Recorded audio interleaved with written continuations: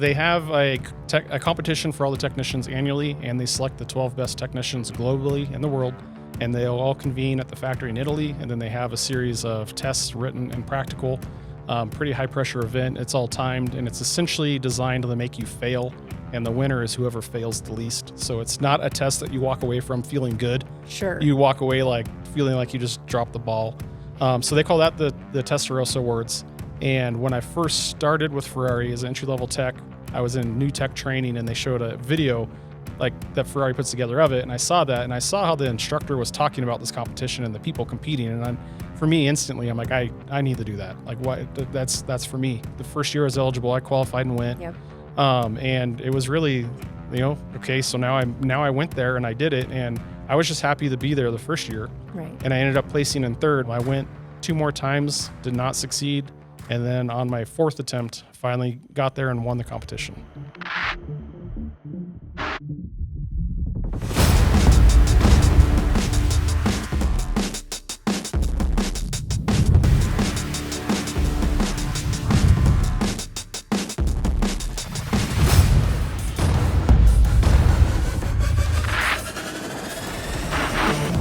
I'm Ashley Chitwood. I'm the Vice President of Marketing, and I'll go ahead and let you introduce yourself. I'm Nicolas Martinson, graduate of wyotech, and currently working for Blue Origin. Awesome. So you're no, newbie to wyotech and your story. A lot of our viewers and people who are familiar with wyotech have seen the story that we put out about, you're kind of the Ferrari guy. Yep. You're compassionately known as the Ferrari guy here on campus. So maybe briefly kind of talk to us about your pathway to wyotech. So you're not from Wyoming. You kind of heard about wyotech in a different way. So walk us through how you heard about us and your pathway to get to Laramie. Yeah, so I was actually actively restoring a 1952 Chevrolet truck with my father in my teens, and I was actually visiting family in San Diego, and there's a street rod shop down there, and I just happened to go by just to poke my head in because I was interested, and I was getting really wrapped up in the world of street rods and talking to the owner there and just having a conversation. And then I was kind of asking, realizing that you could have a career in that industry. And he's brought out one of his employees that he said was one of his best employees to talk to him. And that gentleman was a graduate of wyotech. And we just had that conversation. That's the first I heard of the school, and pretty much sounded, from what I heard right there, that was pretty much a sealed deal for me, and looked into it further and solidified the choice. So that was early on in high school. I think that was probably my junior year. Mm-hmm. So I knew pretty early that that's where I was going, what I was going to be doing, and just kind of had to finish up high school to get out to Laramie. Yeah, and you weren't afraid to drive, 1,000 miles from home to come to school? No, it was great. It was great.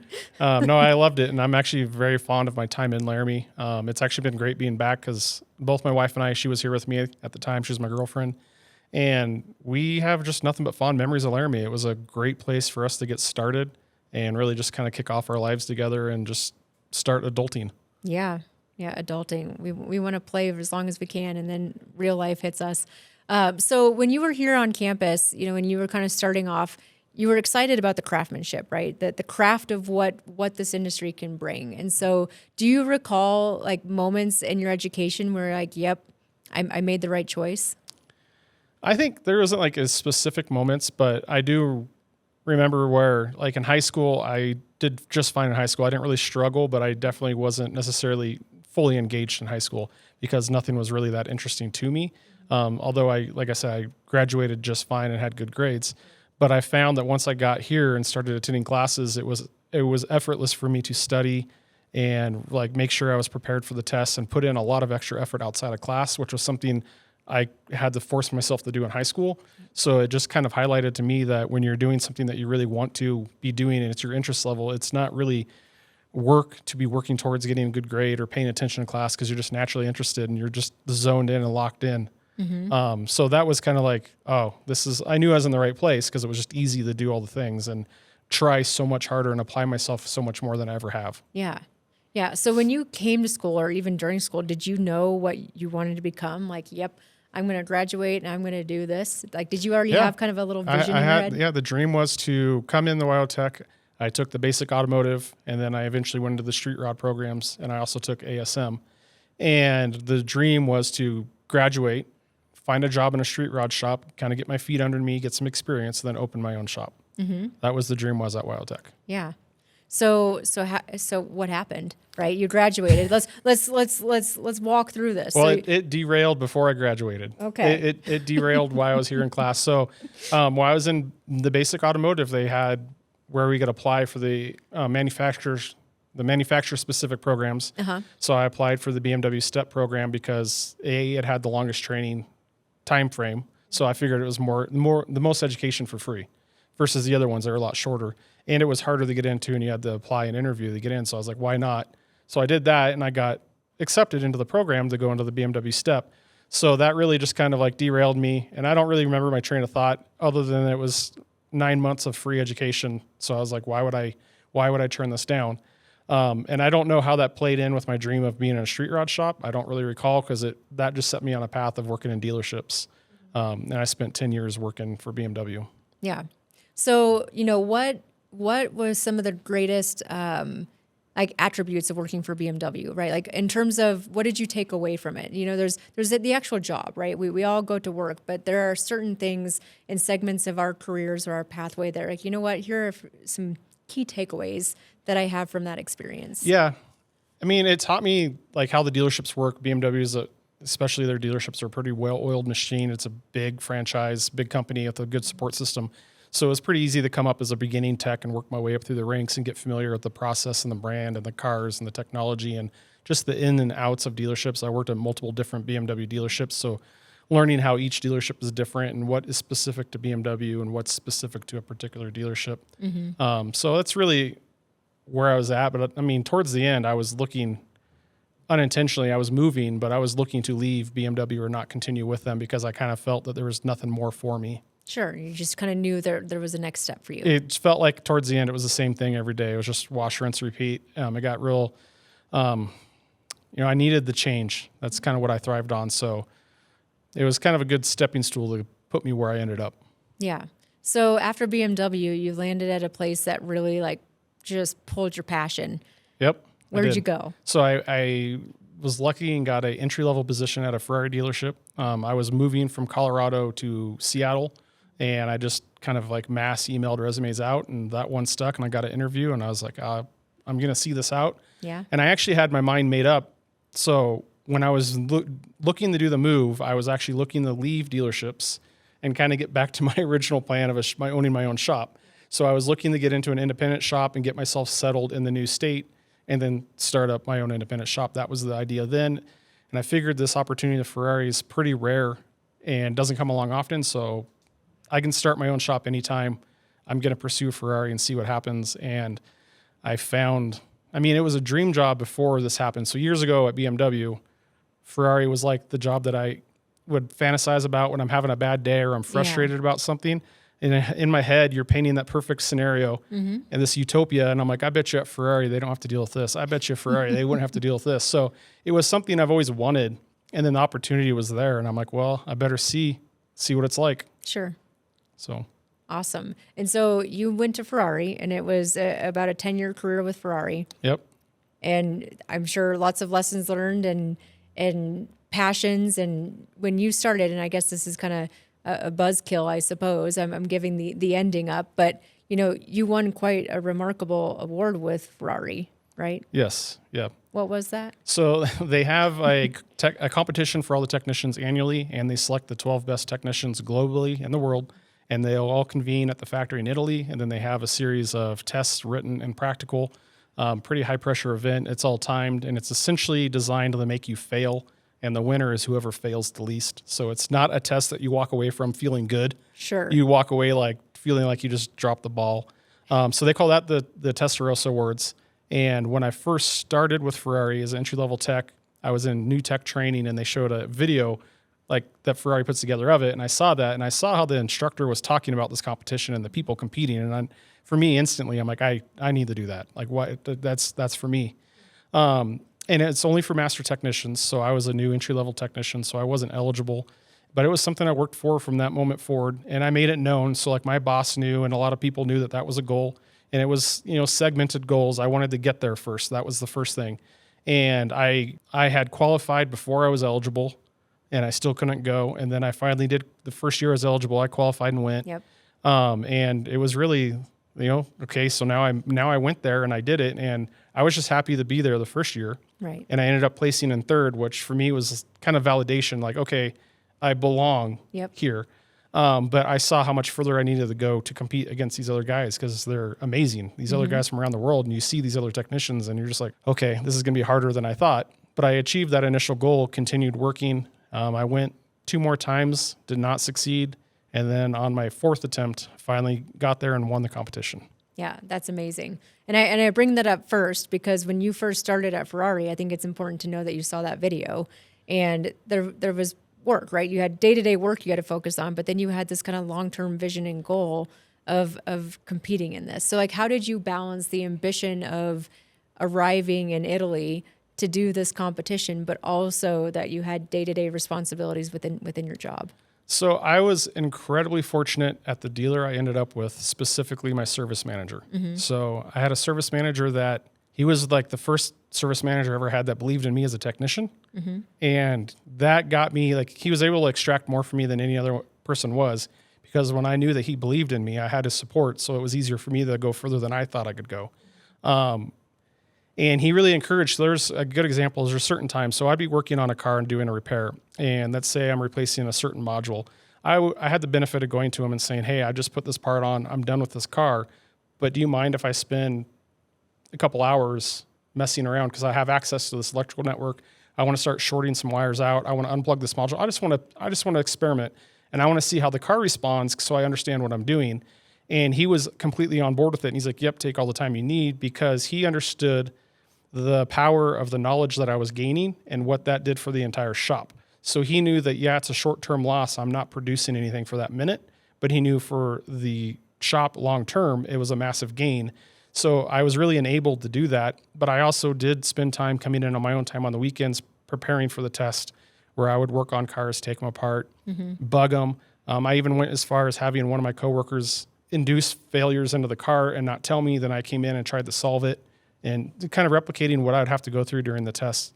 So I put through a lot of like hands-on practical time on my own time working on cars, and then a tremendous amount of studying outside of work. So lunch breaks at home, I have binders dedicated to it. So it was something that I committed a tremendous amount of time to. It consumed me for years. Yeah, and you still had passion for it, right? Like there was maybe not the studying as much, but a passion for the actual craftsmanship of a Ferrari. Is that kind of what kind of kept you intrigued, or was there a different motivator?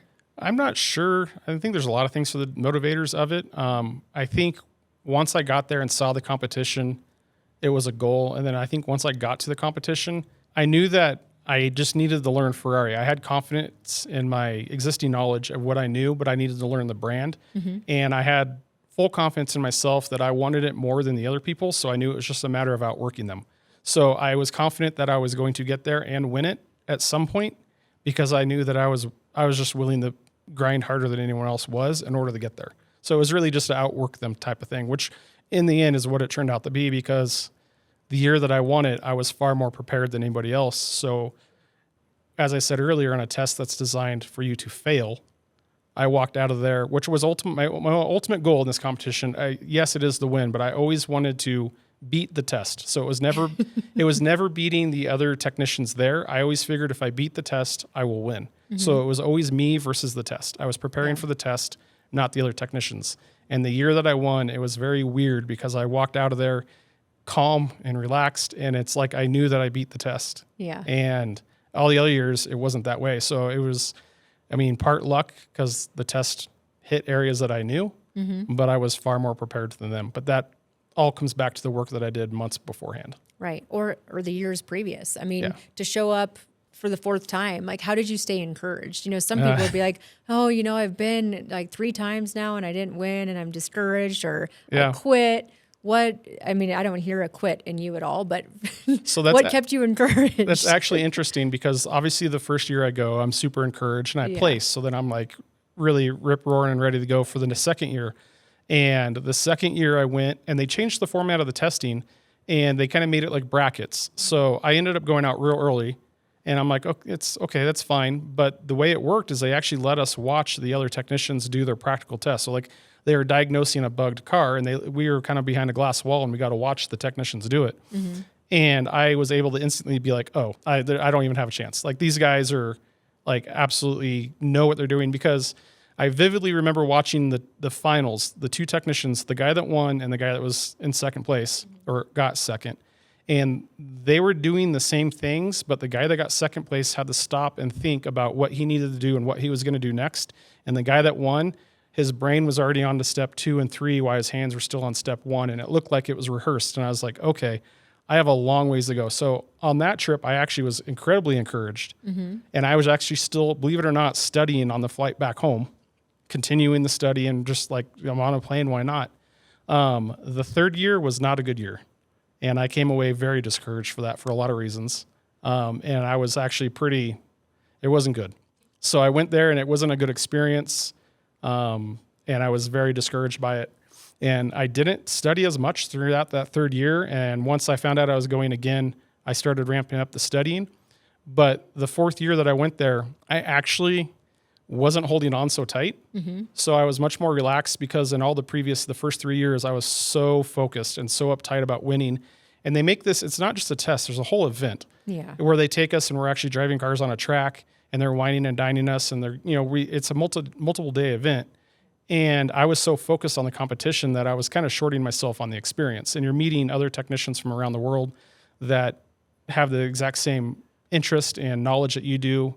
And you're trying to navigate through language barriers and talk to each other, because there's an instant mutual respect that you have. The fourth year that I went there, I was like, you know what? I've been here 3 times. Like, I don't really have much to prove to anyone else. I'm just going to be sure that I have a good time and have a good experience. And I was fortunate where it's a small group of the technicians that continually do this event, because it's kind of the group that do what I do, that study and practice and actually kind of put a lot of time into it. It's not really you just kind of get selected and go. Some people do, but there's a core group of guys that they work towards it year round. So there's some guys that I was looking forward to seeing that I know. So I was like, I just want to go there and have a good time with them and have a good event. And the whole event was like the most memorable that I had. And it just worked out that was the year that I won. So something could be said if I was more relaxed or not holding on so tight, that I just went in there and it was my year. Yeah. Well, that's exciting. And I think whether you knew it or not, there's just lessons learned, right? Like here's what I gained the first time, and the gain I set the second time, and then the third time, this is how I felt. And, I think that all of us will ultimately go through those experiences, and you just don't have that reflection until you experience it. So you hit this award, right? You kind of, some people would say, oh, I made it. Yep. But you've said to us before, yeah, that's not how I felt. It was like, it was kind of validation of, I know what I know type of thing. And you kind of feel maybe some weight off your shoulders of, what it meant to win, but it was more of like, you've proved to yourself that you can do it. Yeah. I mean, there's obviously the title that you get with it, which most people fixate on. A lot of people, it's actually interesting because a lot of people, when they find out about it, they'll want to talk about the title. Yep. But I actually get more excited talking about the experience leading up to the title, because that had more effect on me. And that's what I carry with me more than actually the actual title itself. Because just the journey and process of working through it, and really having people support me and encourage me, and people, like when I told them, hey, I'm going to go compete, and they're like, okay, yeah, like they believed in me. And then when I'm like, okay, I made it, now I'm going to win. And they're like, yep. And they weren't questioning that I was doing that, because they saw my work ethic and drive. So they knew that if I said it, I was going to do it and I was going to continue doing it until I did it. So it was one of those things, because it was interesting, because throughout my entire career with BMW, I never had anyone kind of behind my back, and where they're saying like, oh yes, you are capable of doing this, or you can fix this, or you're capable of being this efficient. And then I get somewhere where I have the service manager that does have my back and encourages it. So then I end up achieving more than I thought I ever could, because he had that faith. That's awesome. So let's kind of go back to that dream, but also like let's marry it with where we're at today. So you work at Blue Origin. This is Jeff Bezos' rocket ship company, right? Yep. It's probably not what they call it, but I suppose it's what I'll call it. And so you've been able to take your expertise, and professionalism to be able to manage a group of people that work on engines that ultimately go in what's supposed to go into space, right? Yes. And that's your day job. And then at night or weekends or on your free time, you also get to work on private Ferraris, personal personally owned Ferraris that you bring into your home garage and you get to work on. And so tell us about how those two worlds mesh. Do they mesh? Like in some ways they do, in some ways they don't. Aerospace is very different. There's a lot of red tape, a lot of process and procedure we have to follow. I do feel that my background helps me out. As you said, I'm a people manager now. So I'm actually managing the technicians that are assembling the rocket engines. And it helps to have that technical background, because if they're struggling with something or they need help, they know that I've been in their shoes and I understand what they're doing, but my role isn't hands-on there anymore. And all my technical knowledge that I have from Ferrari I don't really apply that very much in my job anymore. Just here and there, sometimes helping the guys out. I really rely on so I was fortunate to take ASM while I was here, and I rely on that skill set now. But what we're doing, it's similar to Ferrari, because what we're doing in aerospace, things have to be perfect, and that's the ultimate. So if something's not right, we just don't push it forward if it's good enough. You have to fix it and stop until it is the way it has to be, and then you move forward. And it's similar that way in Ferrari, where you're servicing those cars and the clients have such an expectation, or the value of the car dictates it, to where we have to be perfect as well. Whether it's a different discipline of what I'm doing, but the end result kind of has to be the same. And the self-control of yourself to do the right thing is the same. So that makes it a lot easier to say, if I were to start working at Blue Origin from BMW, for my career at BMW, it would have been a lot harder for me, because I wouldn't have the years of practice of self-discipline of stopping and saying, no, we need to stop and do this the right way. Let's back up. Let's handle it that way. Mm-hmm. So like I said, they're very different disciplines. They kind of intermingle, but pretty unique environment. It is. And I think what's really fascinating is, again, we talk about pathways, and, we think about all of our alumni, especially our Hall of Famers, which congratulations on becoming a wyotech Hall of Famer. But it starts at trade school, right? It's 9 months, or if you choose to take more classes, it's a bit longer, but it's focused education that takes you to all these different places, which I think is so fascinating. And to even think about BMW to Ferrari to Italy, to win awards and get those experiences, and then end up at a rocket company. Like it sounds like a made up story, but I think what's really fascinating is that is your life, that is your story, and the application of what you've learned and then what you're able to build once you leave is such a tremendous story, I think. And I applaud you for doing what you do, but to be able to apply that knowledge and then share it. So I want to thank you for that.